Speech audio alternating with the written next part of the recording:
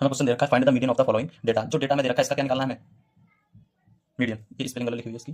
इसका क्या निकालना है हमें? मीडियन निकालना है। तो मीडियन कैसे निकालते हैं? हमें दो चीज रखी होंगी, क्लास इंटरवल और एक फ्रीक्वेंसी। सबसे पहले हम फॉर्मूला लिख लेते हैं मीडियन का। क्या लिख लेते हैं? फॉर्मूला। तो मीडियन का जो फॉर्मूला होता है वो होता है median equal to L plus N by two minus का सी एफ अपॉन में एफ और मल्टीप्लाई बाई एच। ये फॉर्मूला होता है हमारा मीडियन का। अब हमें चाहिए क्या क्या? एल चाहिए हमें। क्या चाहिए हमें? एल चाहिए, एन चाहिए, सी एफ चाहिए, एफ चाहिए और एच चाहिए। तो एफ हमें दे रखा है इसमें, इसी में कहीं एफ होगा तो एफ तो हमें मिल जाएगा। एन एन एन या सिग्मा एफ दोनों एक ही बात होती है, सम ऑफ फ्रीक्वेंसी। एन भी हम निकालेंगे, एल एल भी हम इसमें से ढूंढ के निकालेंगे, लेकिन हमें चाहिए सी एफ। सी एफ मतलब कम्युलेटिव फ्रीक्वेंसी। तो सी एफ निकालने के लिए कैसे निकालते हैं सी एफ को?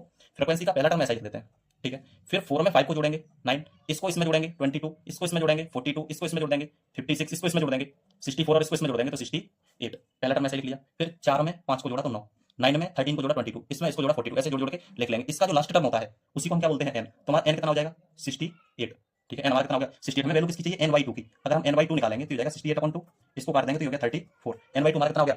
34 हो गया। अब हम इसको देखेंगे, ये 34 इसमें कहाँ पे होगा? ये 4 तक है, ये 9 तक है, ये 22 तक है। अब 22 से बड़ा होता है 34, 22 से कैसा होता है? बड़ा होता है 34, तो 34 इसमें पड़ेगा। मतलब ये जो है ये हमारी हो गई मीडियन क्लास। ये क्या हो गया हमारा?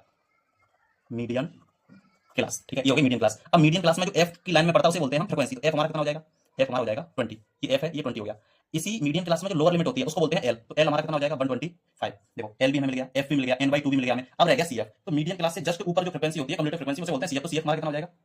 22, ठीक है। एक बार फिर समझा देते हैं।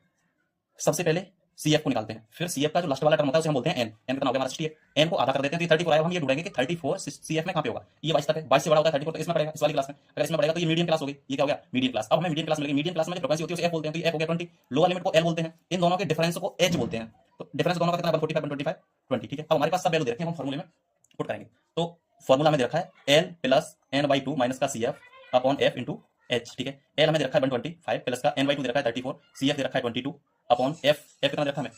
20 इंटू एच कितना दे रखा है? 20, ठीक है। 20 से 20 कट गया तो ये कितना हो गया? 125 प्लस का इसमें से माइनस करेंगे तो कितना बचेगा? 12 बचेगा। अब इसमें इसको जोड़ देंगे तो ये जाएगा 130।